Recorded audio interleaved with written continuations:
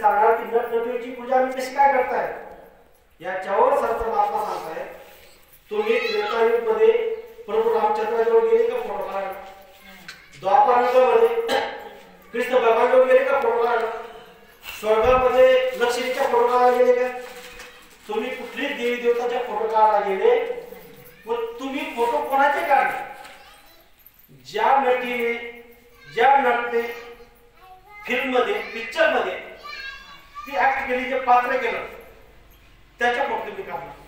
आता ज्याने रामाचे पात्र केलं त्याच्या फोटो काढला तो त्याला तुम्ही राम समजताय, ज्याने सीताच्या पात्र केला ते सीताच्या फोटो काढून तुम्ही आपल्या घरात आणला तिला सीता समजतात, जिने महालक्ष्मीच्या अनुसयाच्या सावित्रीच्या दुर्गाच्या जितकी जोडीने देवी देवता आहेत त्यांचे फोटो तुम्ही मार्केटमधून आणले। आता मला सांगा तुम्ही त्यांचे मार्केटमधून फोटो आणून तुमच्या भिंतीवर तुम्ही त्याला लावला आणि सकाळी तुम्ही त्यांना आरती करताय, अगरबत्ती मिळवतात, पूजा भी करताय। तुम्हाला माहिती आहे का की ते तिकडे काय करताय, अनाप शनाप खराब कर्म करताय आणि तुम्ही त्यांच्यावर जेव्हा आरती करताय तुम्ही नटनटीची पूजा नाही करते का? 100% नटनटीची पूजा तुम्ही करताय। गुरु महाराज सांगतायत की तुम्ही रामाला कधी मानत असणार तर राम नाम घ्या, राम नाव जप करा, नाम नावाची पूजा करा। तुम्ही कृष्ण भगवानला कधी मानत असेल तर कृष्ण नाव तुमच्या इथं लिहा, हनुमानला मानत असेल तर तुम्ही हनुमान नाव लिहा, महालक्ष्मीचं नाव लिहित असेल तर महालक्ष्मीचं नाव लिहा आणि तिथे त्याची पूजा करा। पूजा पाठ सब कुछ करे विधी जाने ना, हे तुम्हाला सत्संगामध्ये ऐकायला येते। कारण की या कलियुगामध्ये नाम का आधार के बिना कोई भी तर नहीं सकता। याच्याकरता बाबा जय गुरुजी महाराज सांगितले की कलयुग केवळ नाम आधार सुमिर सुमिर न उतरी पापा।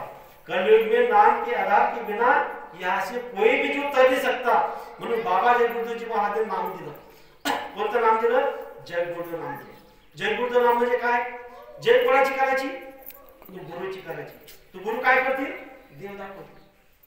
म्हणून हे जय गुरुदेव नाव पॉवरफुल करून तुम्हाला दिलं। आता मी तुम्हाला बाबाजी जी गोष्ट तर बाबाजीने सांगितलेली आहे ते प्रॅक्टिकली तुम्ही घरी करून पहा। या ठिकाणी तुम्ही सर्वजण बसलेले, रात्री कोणाला झोप लागत नसेल तुम्ही फक्त डोळे बंद करा आणि मला जय गुरुदेव नाम घ्या। तुम्हाला किती वेळ झोप लागते? आता तुम्ही साधारणपणे झोप लागणार नाही, पण तुम्हाला 5 मिनिटाच्या आत झोप लागली तेव्हा तुम्ही मला विचारा। प्रॅक्टिकली अनुभव आहे, कितीतरी लोकांचा अनुभव आहे की ज्यांना झोप लागत नसेल त्यांनी मनातल्या मनात जय गुरुदेव म्हणून झोपा। तुम्ही एकदम सुन्न झोपून जाणार, ज्या पद्धतीने कोणी झोपेची गोळी येते अशा पद्धतीने तुम्हाला झोप लागून जाईल। दुसरी गोष्ट बाबा जय गुरुदेवजी महाराज सांगितलं, आज जगामध्ये किती लोक दुःखी आणि कशा कशा प्रकारचे दुःखी याच्यावर तुम्ही कधी विचार करणार तरी तुम्हाला आता सांगतो। कोई तन दुखी, कोई मन दुखी, कोई धर्मीय उदास, थोड़े थोड़े सब दुखी, सुखी प्रभु का दास। आता विचार करा तुम्ही, कोई तन दुखी, आता तन दुखी कधी तुम्हाला बघायचे असेल तर कुठे जाणार तुम्ही? तन दुखी कधी पाहायचे असेल तर तुम्ही दवाखान्यात जा।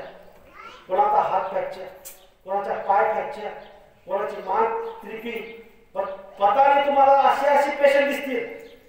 त्याच्यावर तुम्ही विचार करा की आपल्याला परमात्माने किती चांगलं ठेवलं। आपण आज सर्वसलामत या ठिकाणी माता बसलेले आहे। मी म्हणतो 70, 80, 85 वयाचे माता आहेत। या माताला आज काही झालं नाही, त्यांनी चांगले कर्म केले म्हणून त्यांना एवढं वय भेटते। तर याच्यावर तुम्ही आपण विचार करा की कोण तन दुखी तुम्हाला पाहिजे असेल तर दवाखान्यामध्ये जा, तिथं बघा आणि त्यांच्याकडे बघून आपल्याकडे बघा की त्या परमात्माने आपल्याला कशा पद्धतीने ठेवलेले। आपण बोलतोय चालतोय काही तकलीफ नाही, मग त्या परमात्माच्या नामास म्हणून आपण करायला नको पाहिजे। त्यांनी जो आदेशचं पालन दिलं ते करायला नको पाहिजे। आज कलियुगामध्ये गुरु आदेशचं पालन करणं सच्ची भक्ती आहे, दुसरी भक्ती